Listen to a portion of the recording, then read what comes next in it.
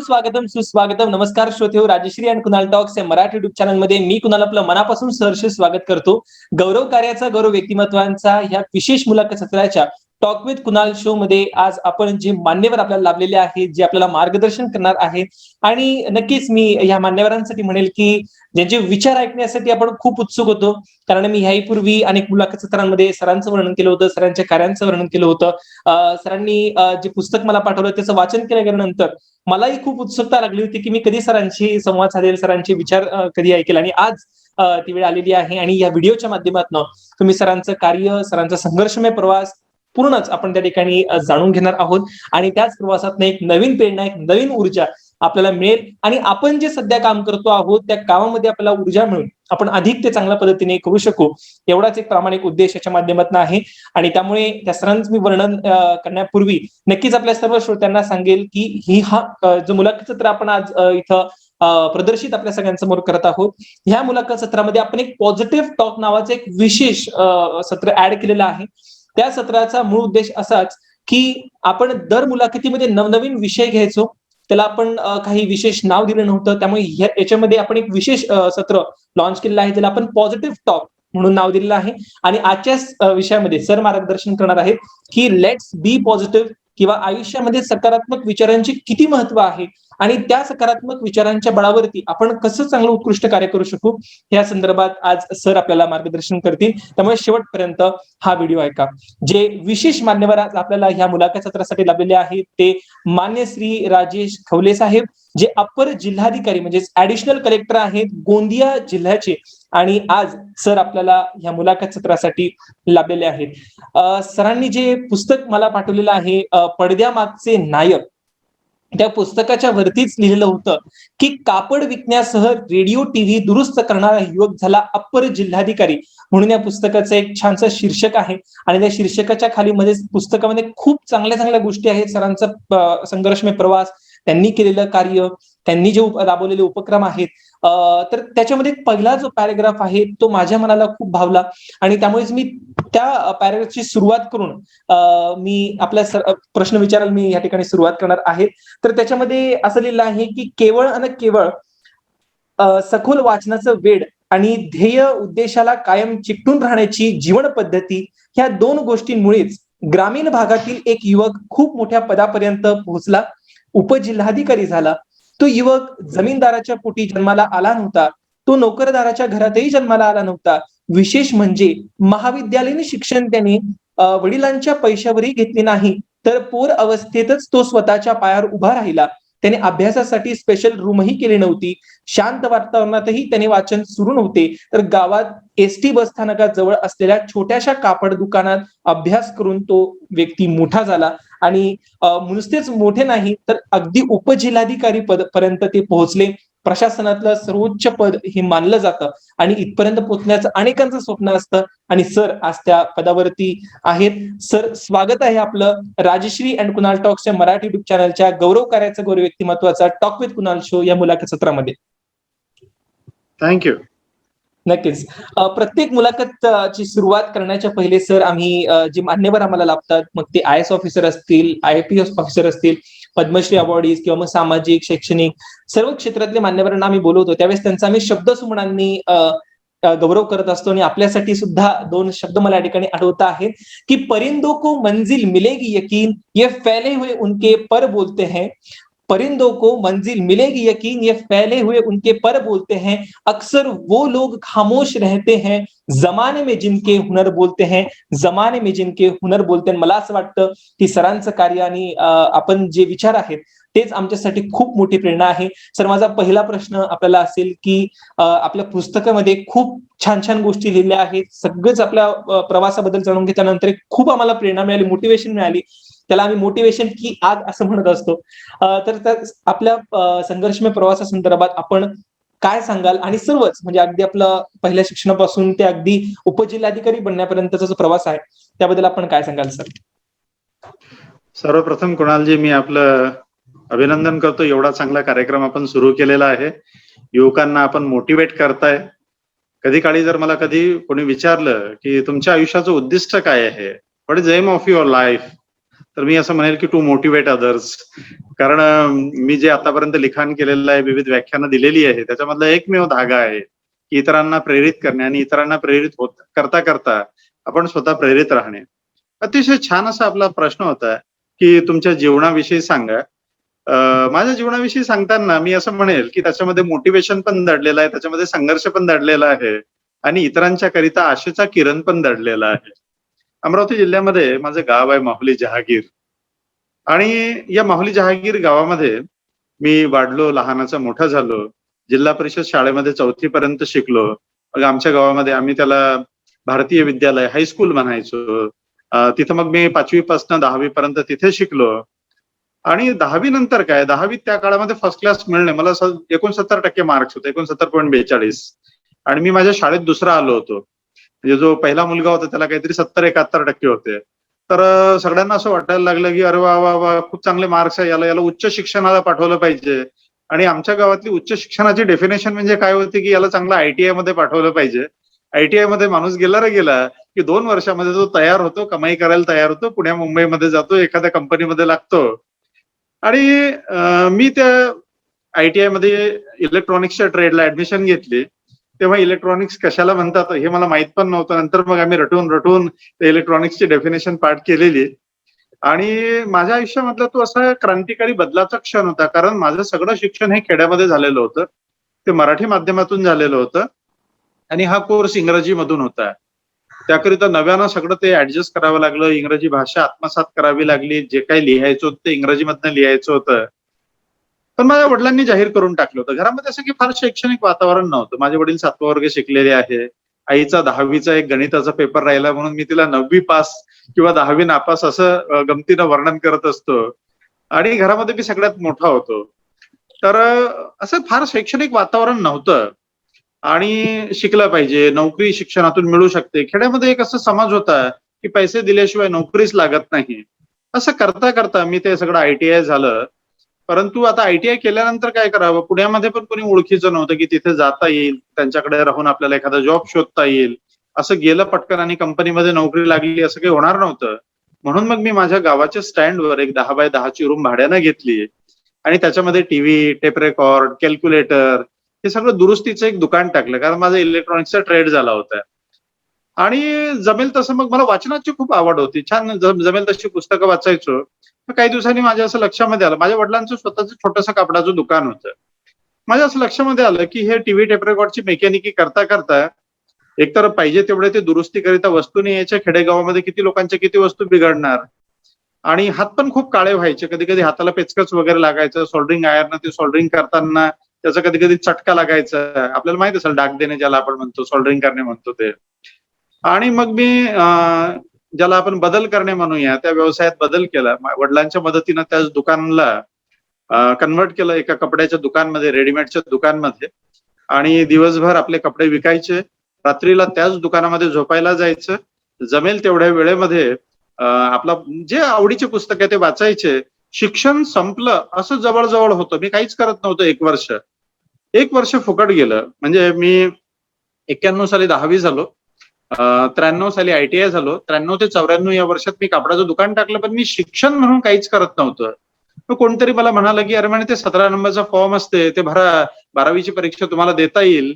आणि मग मी तो 17वीचा फॉर्म भरला, 12वीची परीक्षा दिली आणि चांगलं 63% मार्क्स मिळाले. मी चांगलं फर्स्ट क्लासमध्ये तेव्हा 12वी पास झालो. आणि मग मी कापडाचं दुकान चालवणे सोबतच अमरावतीला शिवाजी महाविद्यालयामध्ये मी प्रवेश घेतला आणि इथून माझ्या आयुष्याला कलाटणी मिळाली. मी तर असं सगळ्यांना सांगेल की तुम्ही चांगल्या मित्रांची संगत धरा, सोबत धरा.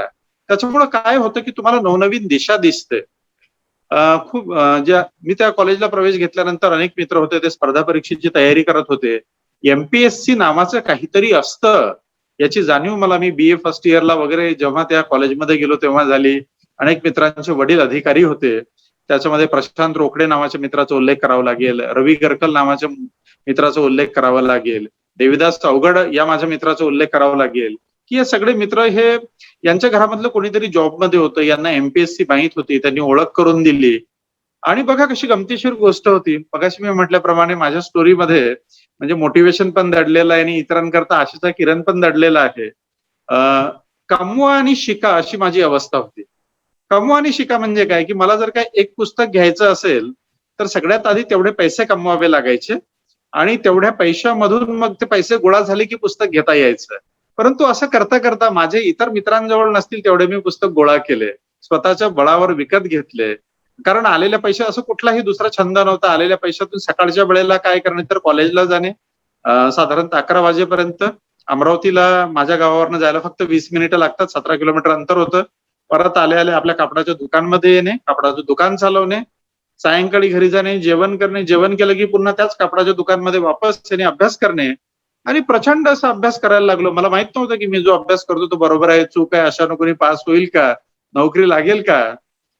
मला एक लक्षात आली गोष्ट, माझं सारखं असं ना वेगळ्या पद्धतीनं काम करण्यावर भरोसा असतो. मला असं लक्षात आलं की माझा खूप वेळ वाया जातोय आणि हा वेळ मला कसा वाचवता येईल. कारण कापडाच्या दुकानामध्ये एक जर ग्राहक आला आणि त्याला जर का मी फ्रॉक दाखवले, 25 फ्रॉक दाखवले, तो एक फ्रॉक खरेदी करतो, कधी खरेदी पण करत नाही. पण तो ग्राहक गेल्यावर मला त्या 25 फ्रॉकच्या घड्या करत बसावं लागायचं आणि त्याच्यामध्ये माझा 1-1.5 तास जायचा. म्हणून मग मी एक असा छोटा टेप रेकॉर्ड घेतला.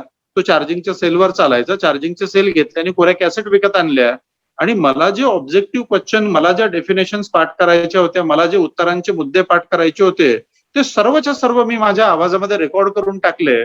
आणि मग काय, ग्राहक येऊन गेला रे गेला की आपलं टेप रेकॉर्ड लावायचं, ऐकत जायचं, इकडे आपल्या कपड्याच्या दुकानामध्ये घड्या करत जायच्या आणि असं करता करता ऐकून ऐकून ऐकून ऐकून साधारणतः 10,000 पेक्षा जास्त ऑब्जेक्टिव्ह क्वेश्चन्स मला तेव्हा पाठ झाले होते. 1998 साली असं सगळा संघर्ष करता करता मी कसा बसा म्हणजे चांगला फर्स्ट क्लास मध्ये मी ग्रॅज्युएशन झालं माझं. हिस्ट्री, सोशिओलॉजी, पॉलिटिकल सायन्स हे 3 विषय होते. अमरावती विद्यापीठामध्ये 3 विषय घेण्याची सोय आहे. माझ्यामध्ये पुण्या साईडला फक्त एकच विषय घेता येतो असं मी ऐकलेलं आहे. अर्थात मी काही तिकडे शिकलो नाही. आणि असं करता करता 98 साली मी STI PSI असिस्टंट ही एक्झाम दिली. प्री परीक्षा झाली, मुख्य परीक्षा झाली. तोपर्यंत मी माझं ग्रॅज्युएशन पूर्ण झालं होतं. मी PSI करता सिलेक्ट झालो, पण मी की असं फिजिकली खूप असा स्ट्रॉंग नव्हतो किंवा धावणे वगैरे. मी असा बुकिश माणूस होतो की ज्याला पुस्तक मध्ये चांगली गती होती. म्हणून मग मी विक्री कर निरीक्षकला दुसरा प्रेफरन्स दिला, मंत्रालयामध्ये असिस्टंटला पहिला प्रेफरन्स दिला. कारण मुंबईचं मनामध्ये खूप आकर्षण होतं, मुंबईविषयी खूप ऐकलं होतं आणि मुंबई कधीच पाहिली नव्हती. आणि जेव्हा रिझल्ट लागला तेव्हा चक्क मी महाराष्ट्रामध्ये 4था मेरिट आलेलो होतो.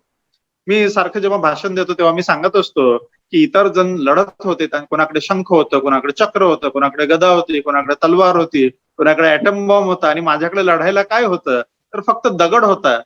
फक्त त्या दगड म्हणजे अतिशय मोजकी साधनं होती, परंतु त्या मोजक्या साधनांच्या बळावर ही स्पर्धा परीक्षेची लढाई लढता आली. 99 साली मी मंत्रालयामध्ये रुजू झालो. गॅझेटेडचा अभ्यास सुरू केला. प्री परीक्षा पास झालो, मुख्य परीक्षा पास झालो. विशेष म्हणजे मंत्रालयामध्ये माझं काम करून कुठलीही सुट्टी मी काढली नव्हती. एक ना आपण खेड्यातले असतो ना, असे असे स्वप्न कधी कधी छोटे पडतात. असं जशी गंमत दिल्यासारखी परीक्षा मी दिली होती की कोणा असं वाटलं पण नव्हतं की आपण उपजिल्हाधिकारी होऊ. परंतु अभ्यास करत गेलो. पूर्व परीक्षा पास झालो, मुख्य परीक्षा पास झालो. 99 ला पूर्व परीक्षा झाली होती. 2000 साली त्याची मुख्य परीक्षा झाली. 2000 ला इंटरव्ह्यू झाला आणि सप्टेंबर 2000 ला रिझल्ट लागला आणि उपजिल्हाधिकारी संवर्गामध्ये मी चक्क महाराष्ट्रामध्ये 10वा मेरिट आलो होतो. तर आपण मला विचारलं होतं की तुमच्या जीवनाविषयी सांगा. मला असं वाटतं की हे एवढं पुरेसं आहे. मी एवढंच सांगेल की आपल्यामध्ये जर जुनून आहे, आपल्यामध्ये जर जोश आहे तर आपण नक्कीच यशस्वी होऊ शकतो. ते म्हणतात ना, अभी तो बाज की असली उडान बाकी है, अभी तो कई परिंदों का इम्तिहान बाकी है, अभी तो हमने सिर्फ पर्वतों को लांगा है और भी काही आसमान बाकी है. मला असं वाटतं की ती उपजिल्हाधिकारी पदाची परीक्षा पास झालो आणि खूप सारे आसमान ओढण्यासाठी मोकळे झाले. नक्कीच आपला पुढचा प्रश्न. नक्कीच नक्कीच सरांनी खूप एवढं सरांनी आपल्या एवढ्या संघर्षमय प्रवासासंदर्भात सांगितलं. नक्कीच प्रत्येक व्यक्ती जी मुलाखत ऐकते त्यांना नक्कीच एक खूप प्रेरणा मिळेल, एक मोटिवेशन ज्याला आपण म्हणतो ते मिळेल की त्यांचं कार्य करण्यासाठी. बरेचशा वेळेस आपण युवकांमध्ये पाहतो की एक ज्याला आपण म्हणतो की प्रोकॅस्टिनेशन असेल किंवा मग आळस असतो, तर या सगळ्या गोष्टी पाहताना एक थोडंसं दुःख होतं की जे युवकांची सर्वात मोठी संख्या भारतामध्ये आहे आणि ही जर संख्या जर एवढी मोठी असताना जर एक काम करण्याचं ठरवलं किंवा एखादी परिवर्तन घडण्याचं ठरवलं तर नक्कीच तो एक सकारात्मक परिवर्तन घडू शकतं. आणि माझ्या मताने सरांसारखी व्यक्तिमत्वांचं जर म्हणजे आशीर्वाद असेल, शुभेच्छा असतील तर नक्कीच ते काम घडू शकेल. सर, तुम्ही जेवढ्या सगळ्या गोष्टी सांगितल्यात आपल्या जीवनासंदर्भात सांगितल्या, एकच या ठिकाणी मला आठवत आहे की मजा आता है किस्मत से लढने में, मजा आता है किस्मत से लढने में, किस्मत आगे बढ़ने नहीं देती और मुझे रुकना आता नहीं. आणि मला असं वाटतं की नक्कीच तुम्ही त्याच क्या बात है, क्या माध्यमातून बात है. संपूर्ण आपलं जे यशाचं जे रहस्य आहे ते तुम्ही ते सांगितलं. पुढचा जो माझा महत्वाचा प्रश्न आहे की जे सरांनी पुस्तक वाचनासंदर्भात सांगितलं, जगद्गुरु संत तुकोबाराय यांचे अभंग आहे की आम्हा घरी धन शब्दांचीच रत्ने, शब्दांची शस्त्रे यत्न करू, शब्दची आमुच्या जीवाचे जीवन, शब्द वाटू धन जनलोका. तुका म्हणे वा पहा वा. शब्दची हा देव, शब्देची गौरव पूजा करू. हे जगद्गुरु तुकोबाराय यांचे अभंग आहे. सर, तुमच्यासारखंच मलाही अनेक अनेक पुस्तकं वाचण्याची सवय आहे. एक उपक्रम छोटासा सुरू केला होता आणि त्याला उदंड प्रतिसाद सर्वच व्यक्तींकडनं मिळाला. प्रत्येक मुलाखत सत्राच्या मध्यावधीमध्ये त्या मान्यवरांच्या उपस्थितीमध्ये मी 2 पुस्तक रेकमेंड करत असतो. माझ्याकडे पुस्तकाचा खूप साठा आहे आणि तेवढंच वाचन असल्या कारणाने ते पुस्तक वाचन झाल्यानंतर मी त्याच्या पॉडकास्ट करतो, व्हिडिओ करतो. भरपूर लोकांना वेळ नसल्या कारणाने मग ते त्याचे समरी ऐकतात. त्यालाही खूप छान प्रतिसाद मला मिळाला आणि त्यामुळेच आजचे जे 2 पुस्तकं आहेत, मी सरांच्या प्रश्नाकडे येण्याच्या पहिले ते 2 पुस्तक मी सरांच्या उपस्थितीमध्ये या ठिकाणी आपल्या सर्वांनाच रेकमेंड करणार आहे. ते पुस्तक, पहिल्या पुस्तकाचं नाव आहे देखणी ही पावले.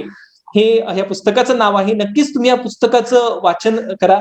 अँड प्रमोद आडकर हे लेखक आहेत त्या पुस्तकाचे आणि संपादन केलंय श्याम शंकर भालेराव यांनी. या पुस्तकामधल्या अनेक मान्यवरांची आपण मुलाखत घेतली, त्यांना प्रत्यक्ष आपण भेटलो. त्याच्यामध्ये डॉक्टर विठ्ठलराव जाधव साहेब जे माजी पोलीस महासंचालक होते, त्यांची देखील आपण मुलाखत घेतली आणि अनेक जे मान्यवर आहेत त्यांच्या संदर्भात सुद्धा, त्यांच्या संघर्षमय प्रवासासंदर्भात तुम्ही माहिती घेऊ शकतात. आणि पडद्यामागचं नायक हे सुद्धा एक सुंदर पुस्तक आहे.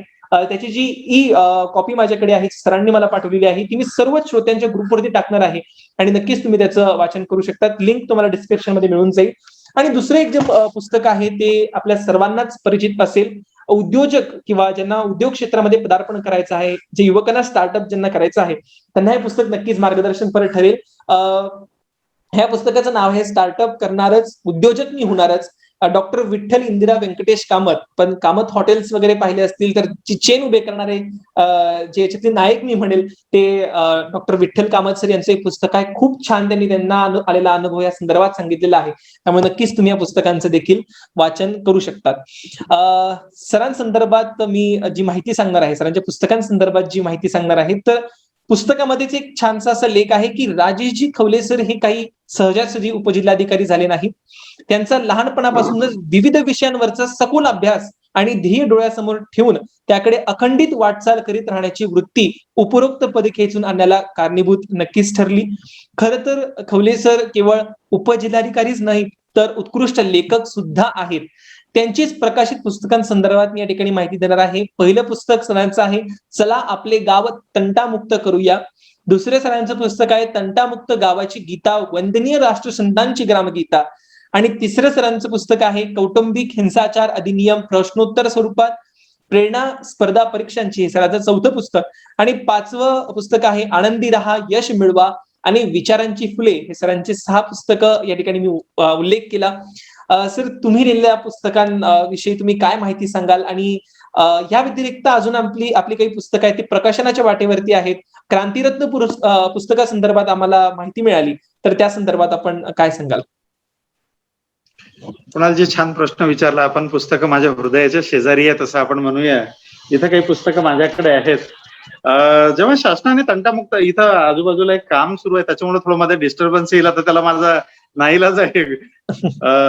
जेव्हा शासनाने तंटामुक्त गाव योजना सुरू केली, आदरणीय आर आबा तेव्हा गृहमंत्री होते, आणि हे पुस्तक मी आपल्याला दाखवू इच्छितो. हे जवळजवळ 250 पानांचं पुस्तक आहे. या पुस्तकाचं नाव आहे तंटामुक्त गावाची गीता, वंदनीय राष्ट्रसंतांची ग्रामगीता. तर एखादी योजना पॉप्युलर व्हावी, लोकांना समजावी. शासनाचे शब्द, योजनेमधले शब्द कसे असतात, थोडे बोजड असतात किंवा ग्रामीण माणसाला समजणे मुश्किल जातं. बऱ्याचदा योजना कशी राबवावी, उपक्रम कसा राबवावा हे त्याला कळावं.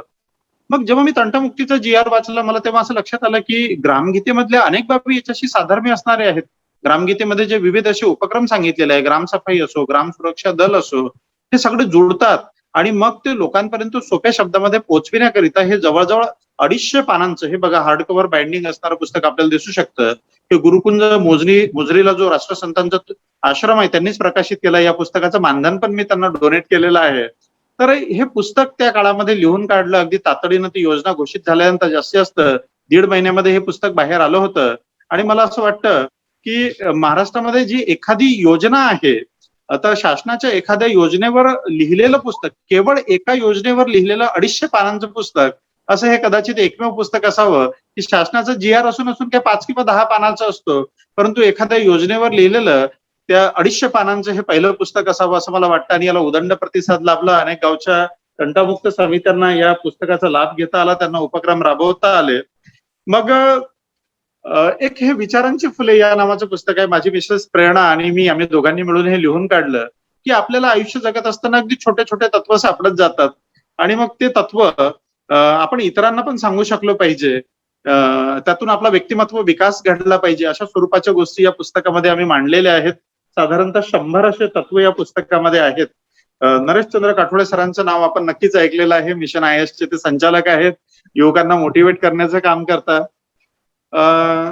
त्यांच्यासोबत आनंदी राहा यश मिळवा या नावाचं पुस्तक त्यांनी आधी काढलं होतं. आता ही दुसरी आवृत्ती आहे. ही आमचे मित्र पुरुषोत्तम आवारे यांनी काढलेली आहे. याची आधीची आवृत्ती नरेशचंद्र काठोडे सरांनी काढली होती. पुस्तकाचं नाव आहे आनंदी राहा यश मिळवा. लोक असं म्हणतात की मला यश मिळालं तर मी आनंदी होईल. मी असं म्हणतो की तुम्ही फक्त आनंदी राहा, तुम्हाला यश आपोआप मिळेल. तुम्ही फक्त आनंदी राहण्याची मनोवृत्ती डेव्हलप करा. तर हा पूर्ण सिद्धांत विविध अशा जवळजवळ 250 कथांच्या, छोट्या छोट्या गोष्टींच्या कथांच्या माध्यमातून या पुस्तकामध्ये मांडण्यात आलेला आहे. आनंदी राहा यश मिळवा. मी कधी कधी गमतीनं असं म्हणत असतो की यशस्वी जर व्हायचं असेल तर एक पदार्थ खाल्ला पाहिजे. त्याची थेअरी या पुस्तकामध्ये मांडलेली आहे. आणि तो पदार्थ काय असला पाहिजे, असं बऱ्याचदा भाषणामध्ये मी मुलांना विचारलं, शालेय मुलांसोबत जेव्हा मी बोलतो, तर कोणी म्हणतं बदाम खाल्ले पाहिजे, कोणी म्हणतं शंखपुष्पी पिली पाहिजे. मी गमतीनं म्हणत असतो की आईस्क्रीम खात जा, आईस्क्रीम खाल्लं की तुम्ही यशस्वी व्हाल. ते सगळे जण हसायला लागतात, म्हणतात की आईस्क्रीम खाऊन कधी कोणी यशस्वी झालेला आहे का? मग मी त्यांना सांगतो की आ म्हणजे आत्मविश्वास, ई म्हणजे इच्छाशक्ती, स म्हणजे सकारात्मक दृष्टिकोन, क्री म्हणजे क्रियाशीलता आणि म म्हणजे महत्वाकांक्षा. असं हे व्यक्तिमत्व विकासाचं आईस्क्रीम. असं जर का आईस्क्रीम आपण खात गेलो तर आपण नक्कीच आयुष्यामध्ये यशस्वी होतो. आईस्क्रीमचा सिद्धांत आणि आनंदी राहून यश मिळवण्याचा सिद्धांत या पुस्तकामध्ये मांडलेला आहे. आपण आनंद पाटील सरांचं नाव ऐकलं असेल. स्टडी सर्कलचे ते संचालक आहेत. तर आनंद पाटील सरांचं जे स्पर्धा परीक्षा नोकरी संदर्भ नावाचं मासिक यायचं, त्याला सातत्यानं 2 वर्ष मी लिखाण केलेलं. नागपूरच्या साहित्य संमेलनामध्ये स्पर्धा परीक्षा साहित्य संमेलन झालेलं, तिथं आनंद पाटील सरांनी त्यांच्या हस्ते मला उत्कृष्ट लिखाणाबद्दलचा पुरस्कार देखील तेव्हा दिला होता. आणि त्या स्पर्धा परीक्षा नोकरी संदर्भामध्ये साधारणतः 2 वर्ष मी जे लेख लिहिले होते ते हे मिशन IS म्हणजे नरेशचंद्र काठोडे सरांनी प्रेरणा स्पर्धा परीक्षेची या टायटलनं प्रकाशित केलेले आहेत. हे त्याचं पुस्तक आहे. अर्थात हे आता माझ्या माहितीनुसार आउट ऑफ प्रिंट झालेलं आहे, मिळत नाही. काठोडे सर जर ऐकत असतील तर मी त्यांना म्हणेल की विद्यार्थ्यांच्या सोयीकरिता त्यांनी जमलंच तर आणखी त्याच्या काही कॉपीज काढाव्या. तुम्ही महाग्रंथांविषयी बोललात, हे झालं माझं वैयक्तिक लिखाण. याच्या व्यतिरिक्त कौटुंबिक हिंसाचार अधिनियम आहे किंवा प्रश्नोत्तर स्वरूपामध्ये चला आपले गाव तंटामुक्त करूया वगैरे सारखी पुस्तकं आहेत. अर्थात ही त्या काळामध्ये काढण्यात आली आणि ती आता काय नॉर्मली आपण 1000 कॉपी काढतो, पटकन आउट ऑफ प्रिंट होतात. त्यासोबत आम्ही एक उपक्रम चालवला की आपण व्यक्तिगत लिखाण तर करतो, परंतु आपल्या हातून महाग्रंथांची निर्मिती झाली पाहिजे, हे माझं स्वप्न आहे. आणि याकरिता आम्हा मित्रांची एक चांगली अशी चमू पण आहे. माझं असं लक्षामध्ये आलं की जगामध्ये सगळ्यात जास्त जर कविता कुणावर लिहिल्या गेल्या असतील तर असं व्यक्तिमत्व म्हणजे महामानव डॉक्टर बाबासाहेब आंबेडकर. मी नेटवर शोध घेतला. मी सगळ्यांना असं म्हणेल की जा शोधा, पुस्तकं शोधा. जॉर्ज वॉशिंग्टन घ्या, अब्राहम लिंकन घ्या, दलाई लामा असो, नेल्सन मंडेला असो, ऑंग सान सू की, जे कोणी तुम्हाला विश्वप्रसिद्ध माओ त्से तुंग पासनं जे कोणी तुम्हाला नेते वाटतात त्यांचा शोध घ्या. एका अशा कुठल्याही महामानवावर 1000 कविता एका पुस्तकामध्ये असं कुठेही दिसलेलं नाही. बाबासाहेबांवरचे विविध असे कविता संग्रह आम्ही शोधत गेलो. महान कविवर्य जवी पवार सर त्यांचं आम्ही मार्गदर्शन घेतलं. बाबासाहेबांच्या काव्यावर पीएचडी केलेले अनेक मान्यवर आहेत, त्यांचं आम्ही मार्गदर्शन घेतलं. आणि असं जाणवलं की बाबासाहेबांवर देखील 200 पेक्षा जास्त कविता एका कविता संग्रहामध्ये आहे, असा कविता संग्रह नाही. मग माझ्या मनाने उचल खाल्ली आणि आम्ही असा विचार केला की समतेचं महाकाव्य या नावाने बाबासाहेबांना वाहिलेल्या, त्यांचं गुणगौरव करणाऱ्या, त्यांचं जीवन, त्यांचं विचार, त्यांचं कार्य सांगणाऱ्या 5000 कवितांचे 5 खंड का काढू नये. दरवर्षी एक खंड काढायचा आणि मग त्याचा पहिला खंड निघाला. हे ते पुस्तक आहे, याची तुम्ही जाडी बघू शकता, याचं कव्हर बघू शकता. अतिशय आकर्षक अशा स्वरूपामध्ये याचं कव्हर आहे. आमचे मित्र प्रकाश अंधारे सर, कविश्रेष्ठ जवी पवार सर यांनी संपादन केलेलं आहे. आमचे मित्र विजय लोखंडे आहेत, अतुल दौड आहेत, राहुल तायडे आहे, प्रकाश वाघमारे आहे. हे याच्यामध्ये निर्मिती मंडळामध्ये आहेत. 1985 बॅचचे IAS अधिकारी विश्वनाथ शेगावकर सर, हे आता निवृत्त झाले, तामिळनाडू कॅडरला होते, ते आमचे मार्गदर्शक आहेत. आणि आम्ही एक मोहीम चालवली आणि आम्ही बाबासाहेबांवरच्या कविता कलेक्ट करायला सुरुवात केल्या आणि आम्हाला हजारो कविता मिळाल्या. आपल्याला माहिती आहे की काही विद्रोही कविता असतात, काही बाबासाहेबांची तारीफ करणाऱ्या, बाबासाहेबांचं जीवन सांगणाऱ्या, त्यांची आंदोलनं, त्यांचे जीवन कार्य सांगणाऱ्या, अशा फक्त म्हणजे याच्यामध्ये फक्त बाबासाहेबांना वाहिलेल्या, त्यांचं गुणगौरव करणाऱ्या, त्यांचं कार्य सांगणाऱ्या अशा कविता आहेत. आणि 1000 कवितांचा हा महाखंड निघू शकलेला आहे. याचं समतेचं महाकाव्य खंड पहिला हा आहे आणि हा आम्ही मागच्या वर्षी प्रकाशित झाला. मी तुम्हाला खात्रीनं सांगू इच्छितो की आज जरी आमच्या निर्मिती मंडळानं ठरवलं की आम्हाला विश्वविक्रम करायचा आहे तर आम्ही सहज करू शकतो. कारण एका महामानवाला, एका व्यक्तीला वाहिलेल्या, एका व्यक्तीचा गुणगौरव करणाऱ्या 1000 कविता एका पुस्तकामध्ये, असं पुस्तक मला दुसरं दिसलेलं नाही. पण मगाशी म्हटल्याप्रमाणे की अभि तो बाज की असली उडान बाकी है, त्याप्रमाणे हा तर पहिला खंड आहे. अजून असे 4 खंड निघणार आहेत. यानंतर स्वप्ना लांडे मॅडम आहेत, पुष्पाताई तायडे मॅडम आहेत, अमरावतीच्या डॉक्टर स्मिता देशमुख मॅडम आहेत. या सगळ्या आमचे मार्गदर्शक आहेत. आम्ही महिलांचे प्रश्न, महिलांचा संघर्ष, महिलांचा लढा, महिलांनी अधिकार कसे मिळवले, जागतिक पातळीवर काय घडलं, फ्रान्समध्ये काय घडलं, इंग्लंडमध्ये काय घडलं, संपत्तीचा अधिकार कसा मिळाला, मताधिकार कसा मिळाला, त्यानंतर बुद्ध कालामध्ये स्त्रीचा दर्जा कसा होता, महाभारत काळात कसा होता, रामायण काळात कसा होता, सिंधू संस्कृतीमध्ये कसा होता, हे सगळंच्या सगळी मांडणी एका ग्रंथामध्ये 1000 पानांच्या ग्रंथामध्ये करतोय. येत्या 8 मार्चला हा ग्रंथ प्रकाशित होतोय. डॉक्टर स्वप्ना लांडे मॅडम आहेत, पुष्पाताई तायडे मॅडम आहेत आणि इतर सर्व मान्यवर जे आमच्या सहकारी भगिनी आहेत, हे त्या पुस्तक निर्मितीसाठी प्रयत्न करत आहेत. आणि त्या पुस्तकाचं नाव आहे सूर्याच्या लेकी. हा असा ग्रंथ. मी मराठीमध्ये अनेक पुस्तकांचा शोध घेतला, परंतु महिलांचं कार्य, महिलांचं कर्तृत्व, महिलांचं लढा सांगणारा 1000 पानांचा असा कुठलाही ग्रंथ मला दिसून आला नाही. मला असं वाटतं की मराठी साहित्यामधली उणीव या ग्रंथाच्या माध्यमातून भरून निघेल. अमरावतीला डॉक्टर जयंत बडतकर आहेत, किरण मोरे सर आहेत, बॉम्बे नॅचरल हिस्ट्री सोसायटीचे डॉक्टर राजू कसंबे सर आहेत, किरण पुरंदरे सर आहेत. ही सर्व पक्षी तज्ञ मंडळी आहे. या सर्वांशी मी संवाद साधला आणि मला असं लक्षात आलं की अरे, मराठीमध्ये पक्षी विश्वकोश नाहीच आहे. ज्या काय आहेत ते फील्ड गाईड आहेत. महाराष्ट्रामध्ये BNHSच्या यादीनुसार 577 प्रकारचे पक्षी आढळतात. मी आपल्या कार्यक्रमाच्या माध्यमातून पण आवाहन करेल की ज्यांना लिहायचं आहे त्यांनी पुढे या. आणि या सर्व मान्यवरांचं आम्ही एक संपादक मंडळ स्थापन केलंय. आमचं स्वतःचं, मगाशी जे मी म्हटलं, माझे मित्र विजय लोखंडे, राहुल तायडे आहेत, अतुल दौड आहेत, प्रकाश म्हणजे वाघमारे आहेत, प्रताप वाघमारे, किंवा अशोक गेडाम सर आहेत, विश्वनाथ शेगावकर सर आहेत, स्वप्ना लांडे मॅडम आहे, पुष्पाताई तायडे आहेत. हे आमचं जे सगळ्यांचं हे जे मित्रमंडळ आहे, ज्याला आम्ही निर्मिती मंडळ म्हणतो, की या माध्यमातून आम्ही मराठीमधला पहिला पक्षी विश्वकोश काढतोय. बॉम्बे नॅचरल हिस्ट्री सोसायटीच्या यादीनुसार महाराष्ट्रामध्ये 577 प्रजातीचे पक्षी आढळतात. मग सुरुवात जर आपण केली की त्याच्यामध्ये पहिला पक्षी रेड फ्रुटेड डायव्हर आहे.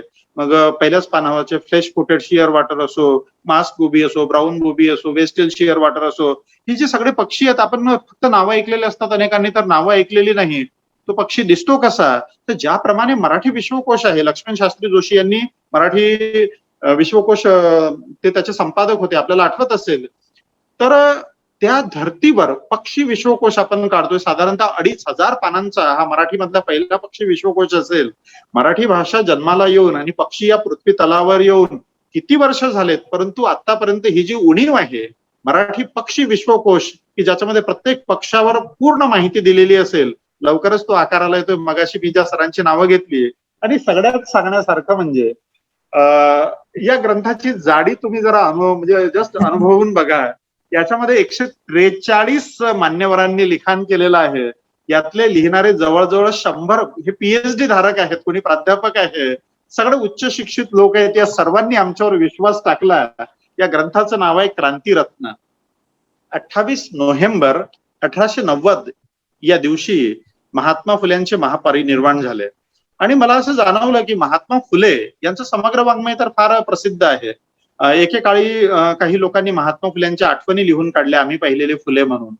किंवा मग महात्मा फुले गौरव ग्रंथ निघाला, ज्याच्या कॉपीज आता मिळत नाही, परंतु तो पण 1000 पानाचा होता असं मला आठवत नाही.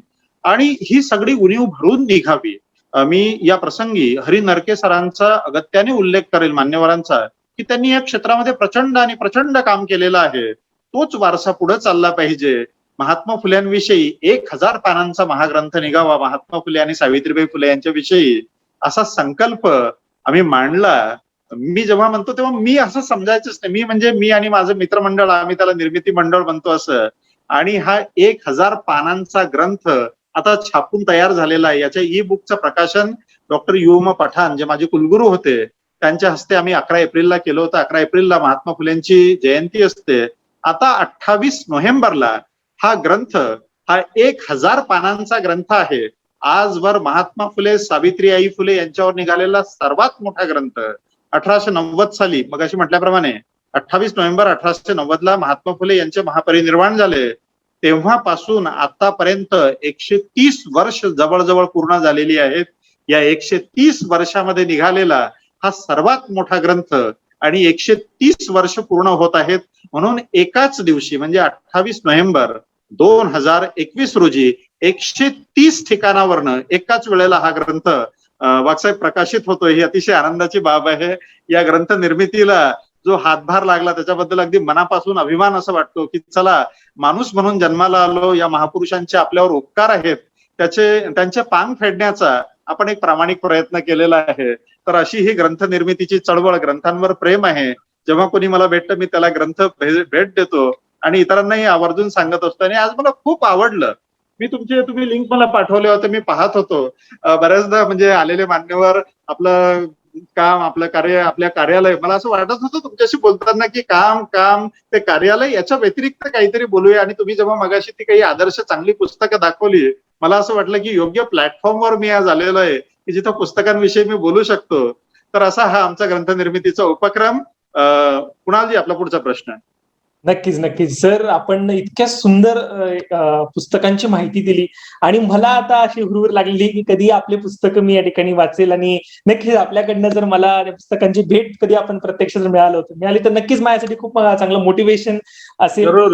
श्रोते हो, नक्कीच या ठिकाणी मी नक्कीच सांगेल की आपण अनेक कलेक्टर्स पाहिले असतील, मोठमोठ्या पदांवरती प्रशासकीय अधिकारी पाहिले असतील.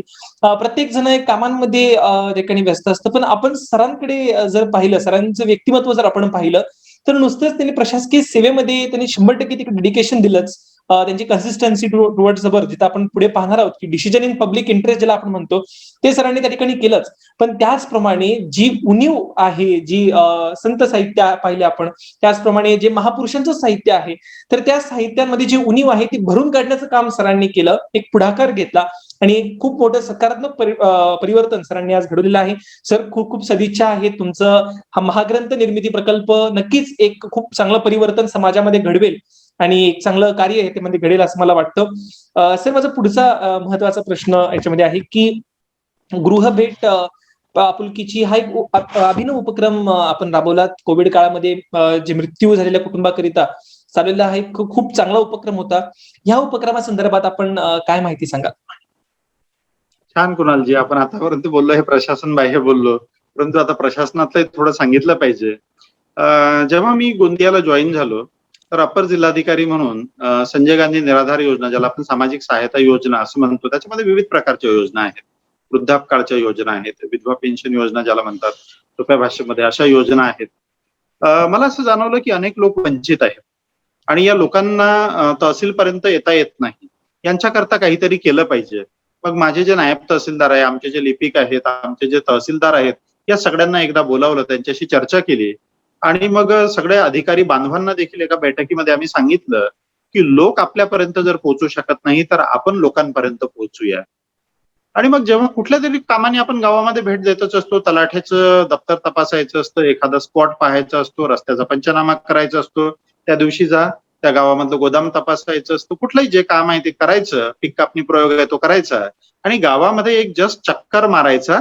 त्या तिथल्या गावातले कोणी पदाधिकारी असतील, सरपंच साहेब असतील किंवा मग तलाठी आहे, ग्रामसेवक आहे आणि गावातले असे लोक शोधून काढायचे की जे सामाजिक सहायता योजनेकरिता, सोप्या शब्दामध्ये संजय गांधी निराधार योजना ज्याला म्हणतात, म्हणजे लोकांना कळावं म्हणून, परंतु आम्ही सगळ्या योजना एका अमरेला खाली ज्याला कव्हर करतात त्याला सामाजिक सहायता योजना आपण म्हणतो. तर या सामाजिक सहायता योजनांपासून वंचित राहिलेले किमान 2 लाभार्थी त्या गावामधून शोधून काढायचे आणि ही मोहीम सुरू झाली आणि एवढा प्रचंड प्रतिसाद मिळाला की सगळीकडनं मग ते बातम्या यायला लागल्या की या गावामध्ये हा असा शोधला, त्या गावामध्ये तो असा लाभार्थी शोधला आणि खूप असं पॉझिटिव्ह वातावरण निर्माण झालं. पुढे कोविड सुरूच होता. कोविडमध्ये आम्हाला असं जाणवलं की अनेक महिलांनी त्यांचे पती गमावलेले आहेत. गरीब घरच्या महिला आहेत. काय खावं हा प्रश्न त्यांच्या पुढे आहे. आणि मग गृहभेट आपुलकीची हा उपक्रम अधिकाधिक आकार घ्यायला लागला.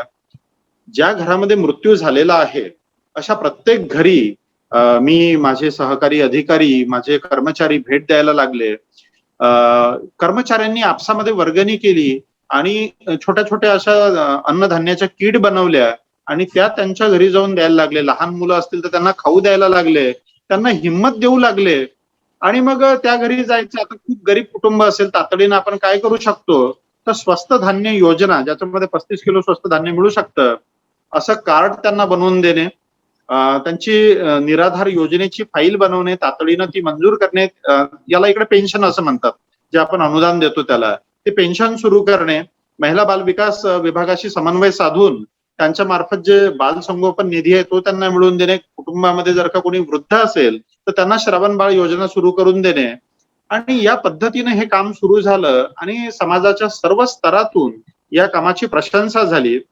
पुढे असं झालं की आम्हाला असं जाणवलं, मी कुटुंबाचं आडनाव घेण्याचं टाळेल, एक गाव आहे, त्या गावामध्ये एक कुटुंब होतं. कुटुंबामध्ये आई होती, वडील, मुलगा आणि 2 मुली. वडील हे एकदा फवारणीला गेलेले, त्यांच्या नाकातोंडामध्ये विषारी द्रव्य गेलेलं आणि त्यामुळे त्यांना त्यांचे अवयव काम नाही करत. घरामध्ये फक्त आई कमावती होती. आणि मग त्यांच्या घराचं बांधकाम सुरू होतं. ते एका कच्च्या ठिकाणी जुन्या घरामध्ये झोपले होते. इकडे ज्याला आपण मण्यार म्हणतो त्याला इकडे दांडेकर असं म्हणतात. दांडेकर साप तो आला रात्री आणि त्या बाईला चावला, त्या मुलाच्या कानाला चावला. त्या घरातली करती महिला ती मृत्युमुखी पडली. तो लहान मुलगा पण मृत्युमुखी पडला आणि कुटुंबामध्ये 2 लहान मुली उरल्या आणि मागे उरले वडील, की ज्यांना हातपाय देखील हलवता येत नाही, त्यांची आंघोळ पण करून द्यावी लागते. म्हणून मी मगाशी म्हटलं की जाणीवपूर्वक मी नाव सांगत नाही. आणि मग अशा या कुटुंबाकरता काहीतरी केलं पाहिजे हा विचार मी माझ्या मित्रांना, मित्र म्हणजे माझे प्रशासनातले सहकारी मित्र, आम्ही सगळे प्रशासकीय अधिकारी एकत्र आलो. महाराष्ट्रामधल्या लोकांनी, महाराष्ट्रामधल्या सगळ्या प्रशासकीय अधिकाऱ्यांपर्यंत हा विचार मांडला आणि त्याच्यामध्ये कल्पना जगताप आहेत, माधवी सरदेशमुख आहेत, असे आमचे अतुल दौड आहेत, किंवा मग आमचे ठाकरे साहेब आहेत, कौशल्य विकास अधिकारी, असे अनेक लोक आमच्याशी जोडले आणि आम्ही असं ठरवलं की प्रत्येकानं यापुढे 500 रुपये द्यायचे आणि तह हयात जोपर्यंत या कुटुंबाची व्यवस्था लागत नाही यांना दरमहा 10,000 रुपये द्यायचे. आणि त्या कुटुंबाला 10,000 रुपये देणं सुरू झाले, ते अजूनही देणं सुरू आहे. शासकीय योजनांचा लाभ मिळेल तो वेगळा. दुसरं एक कुटुंब आम्हाला असं सापडलं की हे खडीपार नावाचं गाव आहे, गोरेगाव तालुक्यामध्ये आहे. नावानं घेण्यामागे विविध असे कारण आहे. कुटुंबामध्ये लहान मुलं असतात, त्यांची आयडेंटिटी डिस्क्लोज होऊ नये. आजकाल खूप दुष्ट प्रवृत्ती आहे, मुलं पळवणाऱ्या टोळ्या वगैरे वगैरे, ह्युमन ट्रॅफिकिंग मध्ये. तर आम्हाला असं जाणवलं की त्या एक अशी आजी आहे, 82 वर्षाची आहे. आजीला मुलगा होता, आजीला सून होती, 2 लहान नातू, अगदी मस्त छान, जरी घर पडकं होतं तरी सुखाचा संसार चाललेला होता. आणि अशा कुटुंबामध्ये कोरोनाने आधी आईला हिरावून नेलं, नंतर वडिलांना हिरावून नेलं आणि कुटुंबामध्ये उरलं कोण तर 82 वर्षाच्या आजी आणि 2 लहान मुली. लहान मुली किती लहान असाव्यात? तर एक फक्त 1.5 वर्षाची आहे आणि दुसरी 3.5-4 वर्षाची आहे फक्त. अशा त्या आजीला तुम्ही काय म्हणणार? कुठला रोजगार करा म्हणणार? आणि मग पुन्हा आमच्या मित्रमंडळींमध्ये चर्चा सुरू झाली, की आजीचं काहीतरी केलं पाहिजे. आणि पुन्हा मग 20 लोकं गोळा झालो. वेगळे 20 लोकं गोळा झालो. प्रत्येकानं ₹500 द्यायचे आणि आजीला हयात पेन्शन सुरू केलेली आहे. आजीला दरमहा ₹10,000 मिळते आहे. तर अशा या आजीची व्यवस्था लावली. मग हा उपक्रम बघून ना अ, अनेकांना असं जाणवलं, की अरे आपण पण हे करू शकतो. म्हणजे हा पायलट प्रोजेक्ट ठरला. मग इतर आमचे कर्मचारी एकत्र आले, काही व्यापारी संघटना एकत्रित आल्या, काही विद्यार्थी एकत्रित आले, काही व्यापारी असोसिएशनचे लोक एकत्र आले, मेडिकल असोसिएशनचे लोक एकत्र आले आणि मग यांनी आपल्या आपल्या परीने अशा गरजू लोकांना मदत करायला सुरुवात केली. माझ्याकडे इथली जी IMA आहे त्यांनी ठराव आणून दिला. तेव्हा माझ्याकडे जवळजवळ 1.5 महिना जिल्हाधिकाऱ्याचा चार्ज होता, तेव्हा ते माझ्याकडे आलेले, की यापुढे ज्याच्या कुटुंबामध्ये कोविडनं मृत्यू झालेला आहे अशा कुटुंबातला व्यक्ती जर आमच्या रुग्णालयामध्ये उपचार घ्यायला आला तर आम्ही तपासणी फी देणार नाही, असं IMAच्या प्रेसिडेंटने निवेदन दिलं आणि एक अतिशय सकारात्मक असं वातावरण निर्माण झालं. कोविडमध्ये काय होतं कुणालजी, की तुम्ही ना तुटल्या जाता लोकांपासनं. तुमची कोणी काळजी घेत नाही. कारण तुम्हाला स्पर्श केला की त्याला आजार होणार असतो. अगदी जवळचे लोक पण दुरावले जातात. परंतु अशा कुटुंबामध्ये कोविड बरा झाल्यानंतर जेव्हा आपण जातो, त्यांची आस्थेनं विचारपूस करतो, घरच्या मुलांकरता खाऊ घेऊन जातो आणि खूपच गरज असेल तर त्यांच्या रोजगाराची, त्यांच्या पोटापाण्याची व्यवस्था करतो, स्वस्त धान्याची व्यवस्था करतो, त्यांना सामाजिक सहायता योजनेचं पेन्शन सुरू करतो.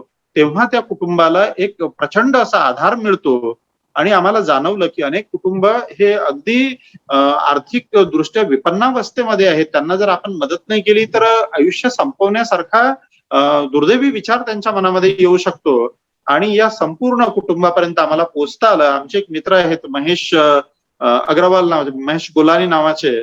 त्यांनी देखील एका वेळेला 100 किट कुटुंबांना वाटपाकरता उपलब्ध करून दिल्या. अशा इतर मान्यवरांनी उपलब्ध करून दिल्या. अनेकांनी आमच्या नकळत त्या कुटुंबापर्यंत गेले. कोणी 5,000 देऊन आले गरजू कुटुंबाला, कोणी 2,000 देऊन आले आणि एक चळवळच गोंदिया जिल्ह्यामध्ये सुरू झाली. आता गेल्या 2 दिवसापूर्वीची गोष्ट आहे. गोंदिया प्रेस ट्रस्ट असोसिएशनचे अध्यक्ष आहेत, आमचे मित्र आहेत. मेटी त्यांचं नाव आहे, अपूर्व मेटी त्यांचं नाव आहे. हितवादचे ते जिल्हा प्रतिनिधी आहेत. आणि अंकुश गुंडावार हे इथले लोकमतचे जिल्हा प्रतिनिधी आहे. रवी आर्य आहेत. या मंडळींनी मला असं सांगितलं, की एक महिला अशी आहे, की तिनं एका काळामध्ये खूप छान असं ऐश्वर्य भोगलेलं आहे. मी नाव पुन्हा टाळतो. म्हणजे गेल्या 2 दिवसापूर्वी ती बातमी पेपरला होती. ही महिला खूप छान सिंगर, म्हणजे मोठे मुकेश आहे, लता मंगेशकर आहे, उषा उत्थुप आहे, यांच्या सोबत स्टेज शेअर केलेला आहे. उषा उत्थुपच्या समोर उषा उत्थुपच्या आवाजातलं गाणं म्हटलं आणि हातातली अंगठी काढून तिला देण्यात आली. असं तिचं कर्तृत्व, असं तिचा गौरव. एकेकाळची सेलिब्रिटी. वय झालं. आता त्या महिलेचं वय 72 वर्ष आहे. सुखाचा संसार होता. वयोमानानुसार पती गेले, मुलगा होता, मुलाचं लग्न झालं. परंतु मुलाचं आणि तिच्या सुनेचं पटलं नाही. सुनेला म्हणजे मुलाला 2 अपत्य पण होते. अगदी छोटे-छोटे होते. 17 महिन्याचा तेव्हा तो लहान मुलगा होता आणि काहीतरी 3-3.5 वर्षाची मुलगी होती. त्या कौटुंबिक वादाला कंटाळून किंवा कौटुंबिक वादामुळे ती महिला घर सोडून गेली आणि त्या विरहामध्ये, त्या दुःखामध्ये त्या मुलाचे पण प्राण गेले. बघा कशी गंभीर परिस्थिती आहे, की या 72 वर्षाच्या आजीवर त्या 2 मुलांचा सांभाळ करण्याची पाळी आलेली आहे आणि ही एकेकाळची सेलिब्रिटी, परंतु आज अगदी विपन्नावस्थेला आहे. इथं गोंदिया विधानसभा ग्रुप नावाचा एक ग्रुप आहे, ज्याच्यावर सहृदयी लोक आहेत. प्रेस ट्रस्ट ऑफ गोंदिया, काही सहृदयी पत्रकार मंडळी अशी मिळून त्या महिलेला ₹2,000 द्यायचे दर महिन्याला. छानच काम व्हायचं, परंतु त्या ₹2,000 मध्ये फारसं व्हायचं नाही. मी जेव्हा त्यांच्या घरी भेट दिली तेव्हा त्यांनी मला, माझ्या पत्रकार बांधवांनी विनंती केली, की त्यांना माहित झालं, की अशा कुटुंबाकरता हा माणूस काहीतरी करतो आणि त्यांनी जेव्हा मला ती व्यथा सांगितली, मी माझे मित्र जे आहेत अतुल दौड आहे त्यांच्याशी बोललो. इथं करण चव्हाण मुख्याधिकारी आहे. सगळ्यांना म्हटलं, की सुरुवातीला दरमहा ₹5,000 आपण या कुटुंबाला 1 वर्षाकरिता देऊया आणि जर हे व्यवस्थित चाललं तर मग पुढे एक्सटेंड करूया. आणि 2 ऑक्टोबर 2 ऑक्टोबर नाही, 1 ऑक्टोबर रोजी त्या कुटुंबाला पहिला ₹5,000 जो काही आपण त्याला म्हणूया पेन्शन म्हणूया, मदत म्हणूया, अनुदान म्हणूया, हे जे आम्ही वैयक्तिक मित्रांनी कलेक्ट केलं हे देऊन आलो. तर अशा माध्यमातून हे केवळ उदाहरणं आहेत, परंतु हे उदाहरणं बघून अनेकांनी यापासनं धडा घेऊन, यापासनं प्रेरित होऊन अनेक अशा गोरगरिबांना मदत सुरू केलेली आहे. आमचे गुप्ता नावाचे एक तलाठी आहे, ते नेशन फर्स्ट नावाचा ग्रुप चालवतात. त्यांनी असं मदत कार्य करण्याचं सुरू केलेलं आहे. आमची सर्व तलाठी संघटना कर्मचाऱ्यांनी असे काही कुटुंब दत्तक घेतलेले आहेत आणि एक छान असं सामाजिक कार्य करणारं वातावरण या माध्यमातून गोंदिया जिल्ह्यामध्ये निर्माण झालेलं आहे. कुणालजी, नक्कीच. आपला इतकं पुढचा सर प्रश्न. आपण इतकं छान सांगितलं, असं ऐकत राहावंसं वाटत होतं, की आपण एक नुसतं प्रशासकीय अधिकारी आणि प्रशासनच नुसतं सांभाळत नाहीये, पण आपण समाजामधली जी व्यथा आहे, ती व्यथा सुद्धा आपण समजून जे काही आपल्या परीने करता येईल ते आपण करतायत. सर खूप आदर्श आहे आपला आणि एक मूर्तिमंत व्यक्तिमत्व ज्यांचा आपण आदर्श घेतला पाहिजे ते आज आपल्या सोबत आहेत. खूप आनंद आहे. श्रोतेहो, अनेकांचे प्रश्न आपल्याला या ठिकाणी कमेंट सेक्शन मध्ये येतोय, त्यामुळे मी सरांच्या सरकारी नोकरी आणि जो काही बदलीचा धावता आढावा या ठिकाणी आपण घेणार आहोत. पुस्तकामध्ये याचं वर्णन करण्यात आलेलं आहे आणि तेच आपण आपल्या श्रोत्यांना सांगणार आहोत. एकंदरीतच सरांचा आजपर्यंतचा प्रवास कसा राहिला. तारीख 16 जून 1999 ते 2001 सहाय्यक कक्ष अधिकारी मंत्रालय मुंबई. दरम्यान सन 2000च्या सप्टेंबरमध्ये उपजिल्हाधिकारी संवर्गात राज्यातून 10वा मेरिट सरांनी सांगितलं. सन 2001 ते 2002 दरम्यानचा काळ अमरावती येथे विक्षाधीन कालावधीमध्ये 6 महिने चिखलदरा येथे तहसीलदार, पुढील 6 महिने चिखलदरा येथे एसडीओ उपजिल्हाधिकारी म्हणून सरांनी कार्य केलेलं आहे, काम पाहिलेलं आहे. सन 2003 ला अमरावती येथे भूसंपादन अधिकारी म्हणून नियुक्ती. सन 2004 ते 2007 अमरावती येथे 3 वर्ष उपविभागीय अधिकारी पदावरती सर नियुक्ती होते. सन 2007 ते 2008 मंगरुळपीर येथे एसडीओ या पदाचा कार्यभार सरांनी सांभाळला. सन 2008 ते 2009 यवतमाळ येथे एसडीओ म्हणून सरांनी काम पाहिले. सन 2009 ते 2012 मध्ये वर्धा येथे निवासी उपजिल्हाधिकारी म्हणून सरांची नियुक्ती होती. सन 2012 ते 2014 मध्ये वाशिम येथे निवासी उपजिल्हाधिकारी म्हणून सरांनी काम पाहिलं. सन 2014 ते 2017 दरम्यान यवतमाळ येथे निवासी उपजिल्हाधिकारी म्हणून नियुक्ती. सन 2017 ते 2019 दरम्यान अकोला येथे महसूल उपजिल्हाधिकारी पदाची जबाबदारी सरांनी समर्थ पद्धतीने सांभाळली. तारीख 1 मार्च 2019 पासून उपजिल्हाधिकारी निवडणूक म्हणून अकोला येथे काही काळ सेवा सरांनी दिली आणि आज रोजी ते अपर जिल्हाधिकारी ऍडिशनल कलेक्टर म्हणून गोंदिया येथे कार्यरत आहेत आणि अतिशय यशस्वीरित्या सर हा कार्यभार सांभाळत आहेत. ही आम्हा सर्वांनाच एक अभिमानाची गोष्ट आहे की असे प्रशासकीय अधिकारी आज प्रशासनामध्ये आहेत की जे खूप चांगलं परिवर्तन समाजामध्ये घडवू शकतात. प्रशासकीय लेवललाच नाही तर प्रत्येक जे समाजामध्ये जे जे टप्पे असतात किंवा आपण ज्याला म्हणू शकतो की जसं सरांनी आता उल्लेख केला, अनेक जे परिवारांसाठी त्यांनी जे गृहभेट आपुलकीच्या एक अभिनव उपक्रम चालवला, तर अशी अनेक उपक्रमांच्या माध्यमातून नक्कीच एक समाज एक चांगल्या दिशेने जाईल हीच एक सदिच्छा या ठिकाणी व्यक्त करतो. सर माझा पुढचा प्रश्न या ठिकाणी असेल आणि त्यानंतर मग आपण पॉझिटिव्ह टॉकला सुरुवात करणार आहोत. डिसिजन इन पब्लिक इंटरेस्ट खूप महत्वाचा विषय आहे. प्रशासकीय सेवेमध्ये आपण ज्यावेळेस असतो तर त्यावेळेस हा एक महत्वाचा विषय असतो की जो काही निर्णय मी त्या चेअरवर बसून घेईल किंवा कोणत्याही लेवलला, म्हणजे जसं आपल्याला शासनाने ठरवून दिलेलं असतं, तर त्यावेळेस डिसिजन इन पब्लिक इंटरेस्ट ही खूप महत्वाचं आहे. आपल्या निर्णयाला खूप महत्व असतं. तर हे घेत असतानाच कोणता तो सकारात्मक दृष्टिकोन ठेवणं महत्वाचं आहे. काय सांगाल या संदर्भात?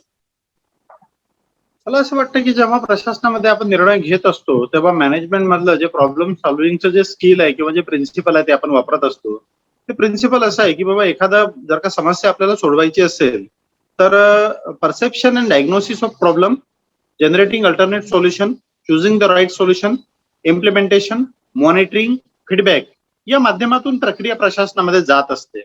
मी असं म्हणत असतो की दोन गोष्टीची पूर्तता झाली रे झाली की प्रशासनामध्ये आपण निर्णय घ्यायला किंवा काम करायला मोकळं होतो. त्या दोन गोष्टी कोणत्या? मी मंगरुळपीरला जेव्हा एसडी होतो तेव्हा माझ्या पुढची मागे मी एक बोर्ड लावलं होतं. ते बोर्ड असं होतं, चांगलं मोठ्या अक्षरामध्ये लावलं होतं की ते प्रत्येक काम करेल, ते प्रत्येक काम करेल. एक, जे नियमानुसार आहे. दोन, माझ्या अधिकार क्षेत्रातील आहे. मला असं वाटतं या दोन गोष्टीची पूर्तता झाली की तिसऱ्या गोष्टीच्या पूर्ततेची गरज नाहीये. ते काम नियमाप्रमाणे असावं आणि तुमच्या अधिकार क्षेत्रातलं असावं. अधिकार क्षेत्रातलं असावं हे फार महत्वाचं आहे, कारण एखाद्याने खून केला म्हणून त्याला फाशी द्यावी हे नियमात असेल, परंतु कुणाल वाघ यांच्या अधिकारातलं नाहीये किंवा राजेश खवले यांच्या अधिकारातलं नाहीये.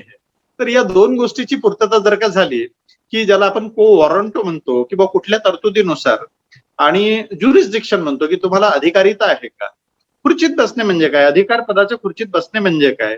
म्हणजे मी असे काही वाक्य माझे स्वतःच हे डिझाईन केलेले आणि मला ते खूप प्राणाहून प्रिय सारखे, म्हणजे असे भिंतीवर लिहिण्यासारखे मला माझेच वाक्य वाटतात की खुर्चीत बसणे म्हणजे निर्णय घेणे, खुर्चीत बसणे म्हणजे निर्णय घेणे आणि घेतलेल्या निर्णयाचे बरे वाईट परिणाम भोगण्यास तयार राहणे.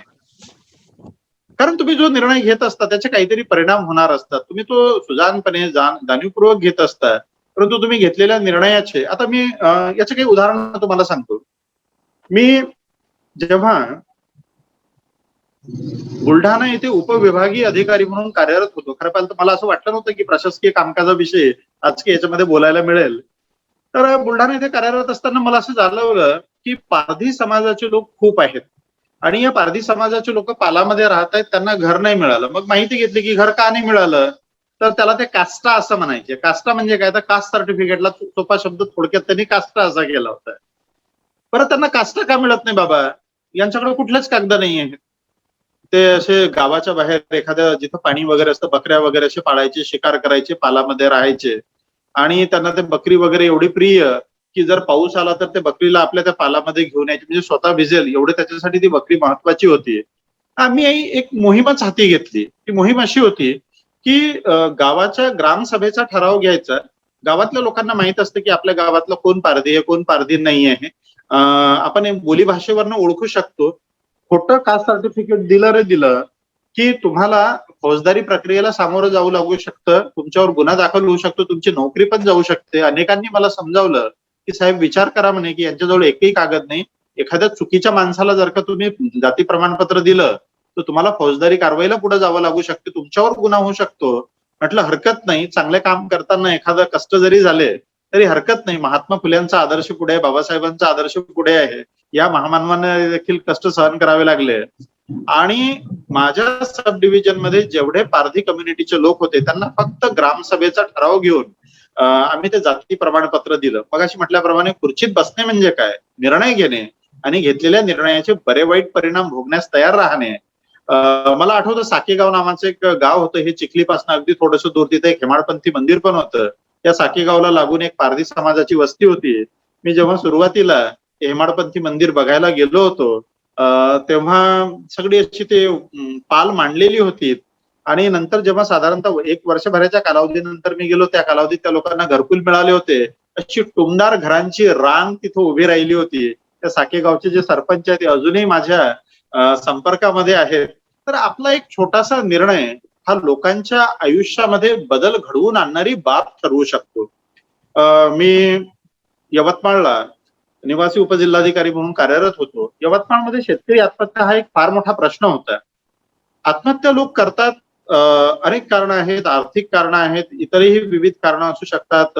पीक पाणी खराब असणे, कमी पाऊस होणे, इतर अनेक कारणं. पण या सगळ्यांमध्ये जर म्हटलं की त्यांच्या मनाला आपण बळ दिलं, उभारी दिली तर किती छान होईल. संकटात असणाऱ्या माणसाला आपण मदत करू शकलो तर. माझे तेव्हा जिल्हाधिकारी होते सचिंद्र प्रताप सिंह सर. माझ्या आयुष्यामध्ये मी जे चांगले जिल्हाधिकारी अनुभवले त्यामधले चांगले जिल्हाधिकारी म्हणजे सचिंद्र सरांचा मला उल्लेख करावा लागेल. त्यांना मी ही बळीराजा चेतना अभियान नावाची योजना सांगितली. ते म्हणाले छान आहे, करा प्रारूप. आम्ही प्रारूप तयार केलं.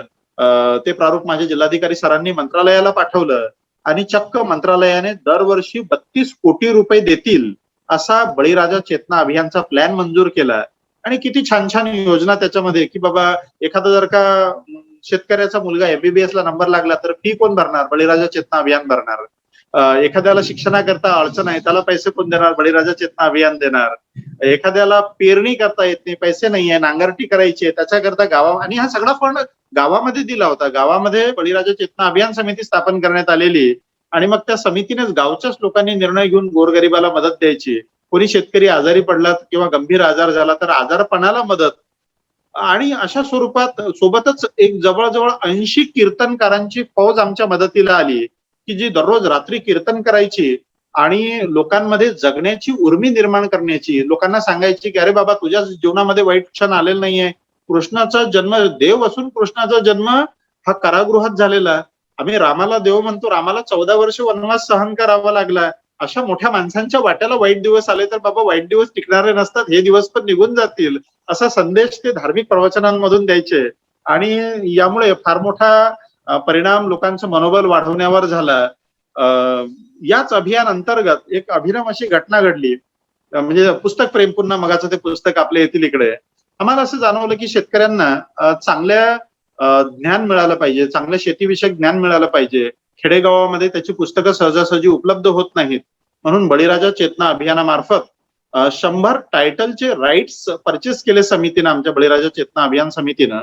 जिल्ह्याचे अधीक्षक कृषी अधिकारी त्यांच्या अध्यक्षतेखाली एक समिती करून पुस्तकांची निवड करण्यात आली आणि बळीराजा चेतना अभियान अंतर्गत 100 टायटल निवडून प्रत्येक टायटलच्या 2000 कॉपीज असे 100 टायटल मिळून 2 लाख पुस्तकं छापून घेण्यात आले. प्रत्येक पानावर बळीराजा चेतना अभियानचा लोगो, माझे माननीय पालकमंत्री तेव्हाचे मदन येरावार सर यांची प्रस्तावना, कलेक्टरांची प्रस्तावना, माझी प्रस्तावना आणि अशी ती पुस्तकं प्रत्येक गावामध्ये एक छोटीशी लायब्ररी निर्माण करण्यात आली. लोकांच्या जीवनामध्ये जर का बदल घडवून आणायचा असेल तर त्यांच्यापर्यंत ज्ञान पोहोचवलं पाहिजे. आणि शेवटी काय, लोकशाही म्हणजे काय, मी सारखं म्हणत असतो की लोकांना काय वाटतं की बाबा लोकशाही म्हणजे काय, तर अब्राहम लिंकनने जे सांगितलंय की लोकांचं लोकांकरवी लोकांसाठी वगैरे वगैरे, बाबासाहेबांनी लोकशाहीची व्याख्या सांगितलेली आहे. बाबासाहेब असं म्हणाले आहे की democracy is a form and method of government whereby revolutionary changes in the social and economic life of the people are brought about without any bloodshed. म्हणजे लोकांच्या सामाजिक आणि आर्थिक जीवनामध्ये कोणत्याही रक्तपाताशिवाय आमूलाग्र बदल घडवून आणणारी शासन पद्धती म्हणजे लोकशाही. प्रशासन चालवणे म्हणजे काय, तर लोकांच्या सामाजिक आणि आर्थिक जीवनामध्ये बदल घडवून आला पाहिजे, सकारात्मक बदल घडवून आला पाहिजे.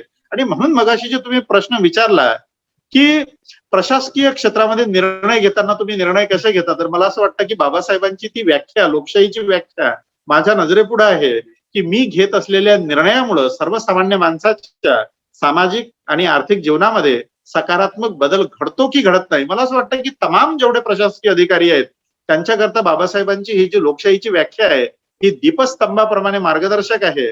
प्रत्येक निर्णय घेताना आपण एवढंच बघितलं पाहिजे की माझ्या या निर्णयामुळं लोकांच्या, गोरगरिबांच्या सामाजिक आणि आर्थिक जीवनामध्ये सकारात्मक बदल घडणार असेल तर माझा निर्णय हा योग्य आहे, आणि जर ते घडणार नसेल तर मी माझ्या निर्णयाबाबत पुनश्च विचार केला पाहिजे. कुणालजी, आपला पुढचा प्रश्न आहे. नक्कीच नक्कीच सर, आपण या ठिकाणी खूप छान आपण माहिती या ठिकाणी दिली की डिसिजन इन पब्लिक इंटरेस्ट कसं, कोणता दृष्टिकोन ठेवून घेतला गेला पाहिजे. आणि आपण जे शेतकरी आत्महत्या संदर्भात सांगितले किंवा समाजामध्ये जे असे प्रश्न आहेत की ज्याच्यामध्ये व्यक्तींमध्ये पॉझिटिव्हिटी असणं अत्यंत गरजेचं आहे. जर ती पॉझिटिव्हिटी असेल तर नक्कीच जे आपण उल्लेख केला की गावागावांमध्ये कीर्तन आयोजित करून तिकडे मग व्याख्यानमालेच्या माध्यमातून त्यांच्यामध्ये पॉझिटिव्हिटी निर्माण करून जगण्याची एक आशा निर्माण करावी, असा आपण जे उपक्रम त्या ठिकाणी राबवलेत नक्कीच कौतुकास्पद उपक्रम आहेत. आणि योगायोगाने आपला सुद्धा आजच्या टॉकचा सुद्धा तोच विषय आहे, पॉझिटिव्ह टॉक, ज्याला आपण म्हणतोय की लेट्स बी पॉझिटिव्ह, सकारात्मक राहायला शिकूयात आणि नेहमीच सकारात्मक विचारांच्या बळावरती आपण कार्य करूयात, असंच आजचा आपला विषय आहे.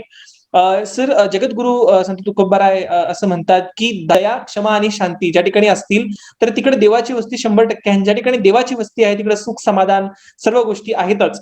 तर याच्यावरती आपलं एक प्रशासकीय अधिकारी म्हणून आपलं मत काय असणार आहे? आमच्या युवकांना असतील, आपल्या सर्व श्रोत्यांना आपण काय मार्गदर्शन करायला संदर्भात? संत तुकोबारायांचा आपण उल्लेख केला, जोडीला आपण ज्ञानेश्वरी पण आणूया. आणि ज्ञानेश्वरी मधल्या ओळी आहेत की जन हे ओळतू जेथे अंतरात्माही ओळला, जन हे खवळले जेथे अंतरात्माही खवळला.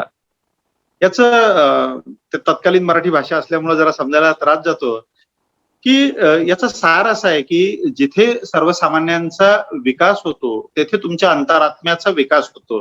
तुमचा आत्मा बित्मा म्हणजे या त्या अंधश्रद्धा या अर्थानं मी जात नाहीये. जिथं जनतेचा विकास होतो, जन हे ओळतू जेथे अंतरात्माही ओळला, जन हे खवळले जेथे, खवळले म्हणजे खवळले नव्हे, खोळंबले. जिथे जनतेचा विकास खोळंबला तिथे तुमचा पण विकास खोळंबला. तुम्हाला जर असं वाटतंय की नाही, म्हणजे प्रत्येक प्रशासकीय अधिकारी आहे की बाबा माझा विकास व्हावा, तर त्याची सुरुवात ही जनतेच्या विकासापासून होते. मला असं वाटतं की आपण जेव्हा सकारात्मक बनतो, आपण जेव्हा हे ठरवतो की कुछ तो भी अच्छा करने का ठानते है, कुछ तो भी आज अच्छा करके बताते है, आणि आजचा दिवस हा माझ्या जीवनामधला खास दिवस आहे. जेव्हा कधी तुम्ही सकाळी पूजा करता, प्रार्थना करता, आणि तेव्हा ती आपण जेव्हा अशी करून निघतो की हे बाबा निर्मिका किंवा हे जे कोणी आकाशातला जो कोणी असेल आपला, किंवा ज्याला कोणाला निसर्गाला आपण मानतो त्याला, की आज माझ्या अंगामध्ये एवढी शक्ती दे की आज मी काही सकारात्मक कार्य करू शकलो पाहिजे, मला सकारात्मक विचार दे, माझ्या हातून सकारात्मक कार्य घडू दे. जेव्हा असं सजेशन तुम्ही स्वतःला देता, ऑटो सजेशन देता, मला असं वाटतं की तेव्हा तुमच्या हातून सकारात्मक कार्य आपोआप घडत जातं. पॉझिटिव्हिटी मला असं वाटतं का चुंबकासारखी आहे. जेव्हा तुम्ही पॉझिटिव्ह असता तेव्हा इतर पॉझिटिव्ह लोक पण तुमच्याकडे आकर्षित होतात आणि ती अशी प्रकाशासारखी पण आहे. निगेटिव्हिटी अंधारासारखी आहे. अंधार तुमचा 1000 वर्ष जुना असू द्या, परंतु माचीसची एक काडी 1000 वर्ष अंधाराला जाळण्यासाठी पुरेशी आहे. त्याच्यामुळे जर का तुम्ही तुमच्या आतमध्ये पॉझिटिव्हिटीची ज्योत तेवत ठेवलेली असेल तर कोणताही नकारात्मक विचार तुम्हाला स्पर्श करू शकत नाही. मी नेहमी शंकरबाबा पापळकर यांचा उल्लेख करत असतो, त्यांचं उदाहरण देत असतो. शंकरबाबा पापळकरांच्या काही लाईनी मला खूप आवडलेल्या आहेत. शंकरबाबा पापळकर कोण हे खरं म्हणजे सांगण्याची अनेकांना गरज नसावी. मध्ये ते एबीपी माझावर माझा कट्टामध्ये पण येऊन गेले, परंतु ज्यांना माहित नाही त्यांच्याकरता सांगेल. त्यांनी एबीपी माझावरचे जे माझा कट्टा आहे त्यामधली त्यांची मुलाखत पण ऐकावी. अमरावती जिल्ह्यामध्ये परतवाडा नावाचा, अचलपूर नावाचा एक तालुका आहे. वझर नावाचं तिथून एक जवळच गाव आहे. इथं ज्याला आपण मतिमंद, गतिमंद म्हणतो, दिव्यांग अशा मुलांचा आश्रम शंकरबाबा पापळकर चालवतात. आणि त्यांच्या आश्रमातले सगळे मुलं कसे तर म्हणजे सीता शंकरबाबा पापळकर, राम शंकरबाबा पापळकर, गणेश शंकरबाबा पापळकर, रवी शंकरबाबा पापळकर अशी सगळी मुलांना, कारण ही ती मुलं आहेत गतिमंद किंवा मतिमंद ज्याला आपण मेंटली रिटार्डेड म्हणतो. योग्य माझा शब्द चुकत असेल तर मला माफ करावं कोणी. या सगळ्या मुलांचा सांभाळ शंकरबाबा करतात. आणि शंकरबाबा एक असा दिलखुलास माणूस आहे. कधी भेट झाली तर जरूर तुम्ही त्यांना आपल्या पॉझिटिव्ह टॉक मध्ये बोलवा. मी असं म्हणेल की पहिले ते 2 शब्द तुम्हाला सुनावतील आणि मग बोलायला सुरुवात करतील. म्हणजे मला जेव्हा जेव्हा अधिकारी म्हणून ते भेटले, आपण म्हणतो ना की कान खिचाई करणे, तसं ते कान खिचाई करतात आणि त्यांचं माझं असं प्रेमाचं नातं आहे. त्यांनी त्यांच्या आश्रमामध्ये खूप छान छान ओळी लावून ठेवलेले आहे की जे आपण महिलाला यू टीजिंग वगैरे असे जे प्रकार करतात त्याबाबतच्या त्यांच्या लाईनी आहे. मला नाही माहिती त्यांनी त्या लिहिल्या की त्यांनी त्या कुठून आणल्या. मी त्यांच्या दुसऱ्या लाईनवर येणार आहे, ती ओघान आली म्हणून सांगतो की यू टीजिंग वर त्यांनी असं लिहिलेलं आहे त्यांच्या आश्रममध्ये बोर्ड लावले आहे की यहां तेरे जिस्म की पोशाक पुरानी हो जाएगी, यहां तेरे जिस्म की पोशाक पुरानी हो जाएगी, अधूरी है वह मुकम्मल पूरी कहानी हो जाएगी, ऐ गैर लड़की की तरफ आंख उठाकर देखने वाले तेरी बेटी भी एक दिन सयानी हो जाएगी. अशा त्यांच्या त्या आश्रम मध्ये लाईन आहेत. शंकर बाबांच्या ज्या मानस कन्या आहेत त्यांचे विवाह अनेक मान्यवर घडवतात. आमचे प्रकाशदादा नंदुरकर, माझे ज्येष्ठ बंधू, आमचे मार्गदर्शक, यांना पण कधी पॉझिटिव्ह टॉक मध्ये बोलवा. गेल्या जवळजवळ 25 वर्षापासून मेडिकल कॉलेजमध्ये दररोज गरजूंना जेवण देतात, रुग्णांच्या नातेवाईकांना जेवण देतात. यांच्या माध्यमातून तत्कालीन मंत्री महोदय माननीय संजय राठोड सर आणि इतर मान्यवर मंडळी यांच्या माध्यमातून शंकरबाबांच्या मुलीचा एक विवाह देखील सोहळा यवतमाळमध्ये पार पडला होता. मी पण त्याच्यामध्ये ऍक्टिव्ह होतो. अशा या शंकरबाबा पापळकरांनी त्यांच्या आश्रमामध्ये, तुम्ही पॉझिटिव्ह आणि पॉझिटिव्हिटी बाबत विचारलं होतं, त्या लाईनवर मी येतोय, मुद्दा सुटलेला नाहीये. तर त्यांच्या आश्रममध्ये शंकरबाबांनी ओळी लिहिलेल्या आहेत. ते असं म्हणतात, मला खूपच म्हणजे माझ्या आयुष्याच्या त्या फिलॉसॉफी वाटल्यात त्या ओळी, आणि असं वाटलं की प्रत्येकाच्या आयुष्याची त्या ओळी फिलॉसॉफी बनाव्यात. आणि म्हणून मला जिथं कुठं चान्स मिळते तिथं मी ते सांगत असतो. शंकर बाबाचं नाव घेऊन सांगत असतो. मला माहित नाही शंकर बाबांनी लिहिल्या की कोणाच्या ऐकून त्यांनी त्या बोर्डवर लिहिल्या, परंतु त्यांच्या मार्फत माझ्यापर्यंत पोहोचल्या म्हणून मी शंकर बाबा पापळकरांचं नाव घेऊन सांगत असतो की या ओळी मला माझ्या आयुष्याचं तत्वज्ञान वाटतात आणि इतरांच्या आयुष्याचं जर तत्वज्ञान बनल्यात तर त्यांचं पण आयुष्य उजळून निघेल. अशा त्या ओळी आहेत. त्या ओळी अशा आहेत की आग तो लग गई है इस घर में. खूप सारं आपल्या आजूबाजूला विपरीत परिस्थिती, आग लागणे म्हणजे काय, घराला आग लागणे म्हणजे काय, खूप प्रकारची संकट आहेत, खूप प्रकारचे चॅलेंजेस आहेत. कोरोना सारखे संकट आहे, बेरोजगारीचं संकट आहे, अनेक घरगुती अर्थव्यवस्था या कोरोना काळात तर प्रॉब्लेम अधिक वाढलेले आहेत, हे काही नाकारून चालणार नाही. आपण पण एक गृहस्थ आहोत, गृहिणी आहोत. शंकर बाबाच्या लाईनी अशा आहेत की आग तो लग गई है इस घर में, आग तो लग गई है इस घर में, अब बचा ही क्या है और बच गया मैं तो समझ लो जला ही क्या है. अरे मी नाही जळालो आणि सगळं घर जरी जळालं तर काय जळालं. आग तो लग गई है इस घर में, अब बचा ही क्या है और बच गया मैं तो समझ लो जला ही क्या है. अपनी कोशिशों का नतीजा है मुकद्दर अपना, वरना हाथों की लकीरों में लिखा ही क्या है. मला असं वाटतं की जे काय करून दाखवेल ते तळहातावरच्या रेषांच्या मदतीद्वारे नाही तर बांधलेल्या मुठ्ठीच्या आधारे, मनगटाच्या आधारे करून दाखवेल. ही पॉझिटिव्हिटी ज्या दिवशी आपल्या अंगामध्ये येते त्या दिवशी आपण एक नवीन इतिहास घडवायला लागतो. ते म्हणतात ना कि जो पानी से नहाएगा वो लिबास बदलेगा, जो पानी से नहाएगा वो लिबास बदलेगा और जो पसीने से नहाएगा वो इतिहास बदलेगा. त्याच्यामुळे कष्ट करण्याची, मेहनत करण्याची तयारी माणसाने ठेवावी. इतिहास बदलण्याचं सामर्थ्य आपल्याकडे आहे. कोणीतरी छान म्हटलेलं आहे की इतर से कपड़ों को महकाना कोई बड़ी बात नहीं है, इतर से कपड़ों को महकाना कोई बड़ी बात नहीं है, मजा तो तब है जब आपके किरदार से खुशबू आए. तर आपल्या किरदारापासून खुशबू कशी येईल याच्याकरता प्रत्येकाने प्रयत्नरत व्हावं, पॉझिटिव्हिटी ठेवावी, पॉझिटिव्ह दृष्टिकोन ठेवावा. नक्कीच नक्कीच सर, खूप छान सर, खूप ग्रेट. एक सल्यूट आहे तुम्हाला तुमच्या विचारांना की इतकं छान तुम्ही या ठिकाणी मार्गदर्शन आम्हाला सर्वांना या ठिकाणी केलं. मला या ठिकाणी भारताचे माजी राष्ट्रपती भारतरत्न डॉक्टर एपीजे अब्दुल कलामांचे इंग्लिश मधले कोट्स आठवतात सर, की पॉझिटिव्हिटी संदर्भात सरांचे विचार काय होते की if you fail never give up. If you fail, जर तुम्हाला जिला अपयश आलेलं असेल तर कधीही तुम्ही मागे हटू नका, नेहमी तुम्ही पुढे जात राहा. काय सांगतात एपीजे अब्दुल कलाम सर ही तुम्ही या ठिकाणी नक्कीच ऐकू शकता की if you fail never give up because fail means first attempt in learning. End is not the end. Sir काय म्हणतायत की end is not the end, in fact end means effort never dies. And if you get no as a answer, भरपूर वेळेस आयुष्यामध्ये नकारात्मकता येते की तू नाही करू शकेल, इट इज नॉट पॉसिबल. तर त्यावेळेस डॉक्टर एपीजे अब्दुल कलाम असं म्हणतात की if you get no as an answer, remember no means next opportunity. तुम्हाला एक नवीन संधी आहे ज्यावेळेस तुम्हाला कोणीतरी सांगत असतं ते नवीन कार्य करण्याची. So let's be positive. तर श्रोते हो, आज जे सर आपल्या ठिकाणी लाभलेले आहेत, अपर जिल्हाधिकारी गोंदिया जिल्हा मान्य श्री राजेश खवले सर, यांच्या संदर्भात जाताना त्यांच्याच पुस्तकातील हा एक सुंदर सरांचं कौतुक करण्यासाठी किंवा सरांचं कार्याचं गौरव करण्यासाठी मी नक्कीच या ठिकाणी उल्लेख करेल. आदरणीय राजेश खवले सरांनी स्थिर प्रज्ञ राहून अभ्यास केला. मुंगी जशी कितीही अडथळे आले तरी तिचा मार्ग सोडत नाही, अगदी त्याचप्रमाणे सर या ठिकाणी वागले. लहानपणापासूनच चिकाटीने सखोल अभ्यास केला, त्यामुळे पाया पक्का झाला. त्यानंतरच त्यावर यशाची इमारत उभी राहिली. त्यांनी यशाचा कळसही गाठला.